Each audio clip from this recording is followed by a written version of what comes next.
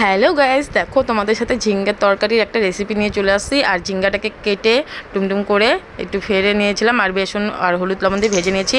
আর এখানে দেখো ফোড়নের জন্য আমরা তেলে তেজপাতা, গোটা গরম মশলা দিয়ে দিয়েছি, আর একটু পেঁয়াজ বাটা, একটু টমেটো বাটা, লঙ্কা বাটা আর স্বাদ মতো লবণ হলুদ দিয়ে দিয়েছি। তারপরে এদিকে দিয়েছি গুঁড়ো মশলা। গুঁড়ো মশলার মধ্যে আমি দিয়েছি জিরের গুঁড়ো, ধনের গুঁড়ো, লঙ্কার গুঁড়ো আর হলুদ লবণ তো দিয়েছি অলরেডি আগে। তারপরে এটাকে ভালো করে কষিয়ে নেব। তারপরে এখানে কষানোর পরে একটু পরে আমরা একটু যে 1 চামচ টমেটো কেচাপ দিয়ে দিব। তারপরে একটু ভালো করে নেড়ে চেড়ে মশলাটা কষানো হয়ে গেলে তারপরে দিয়ে দেবো ঝিঙ্গেগুলো, যেগুলো ভেজে রেখেছিলাম, দেখতেই পারছো।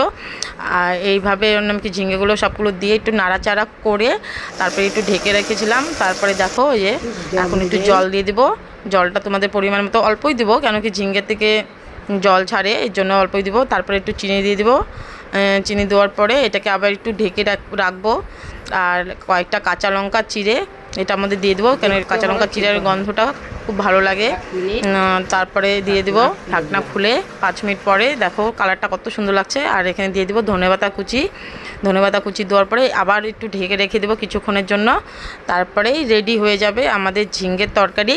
আর এইভাবে একবার বানিয়ে খেয়ে দেখো, দারুণ লাগে গাইস, তোমরা বিশ্বাস করতে পারবে না, খুব টেস্টি হয়েছিল।